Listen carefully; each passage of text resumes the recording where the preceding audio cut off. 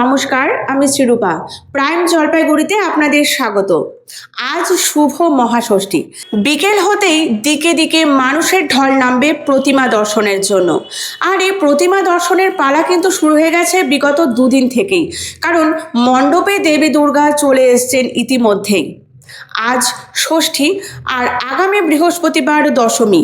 মাঝের এই কটা দিন কিন্তু বাঙালির দিন মনে রাখে না, শুধু মনে রাখে কোন দিন ষষ্ঠী, কোন দিন সপ্তমী, কোন দিন বা অষ্টমী। বিসর্জনের সুরও কিন্তু ইতিমধ্যে বাজতে শুরু করেছে বাঙালির হৃদয়ে, কারণ ষষ্ঠী যখন চলে এসছে দশমী আসতে কিন্তু আর বেশি দেরি নেই। ষষ্ঠীর সাথে সাথে যেন দশমীর বিসর্জনের সুর আমাদের হৃদয়ে বেজে চলে। পূজার এই 5-6 দিন যেমন বিভিন্ন মণ্ডপে দর্শনার্থীদের ভিড় নামে, ঠিক সেরকমই ভিড় কিন্তু আমরা লক্ষ্য করি নিরঞ্জনের ঘাটে। জলপাইগুড়ির বাবুপাড়া ঘাট, কিং সাহেবের ঘাট ইত্যাদি ঘাটে মানুষের ঢল নামে প্রতিমা নিরঞ্জন দেখতে। আর দশমীর দিন যাতে এই প্রতিমা নিরঞ্জনের কাজ সুষ্ঠুভাবে হয় তার জন্য সজাগ থাকে প্রশাসন এবং জলপাইগুড়ি পুরসভা।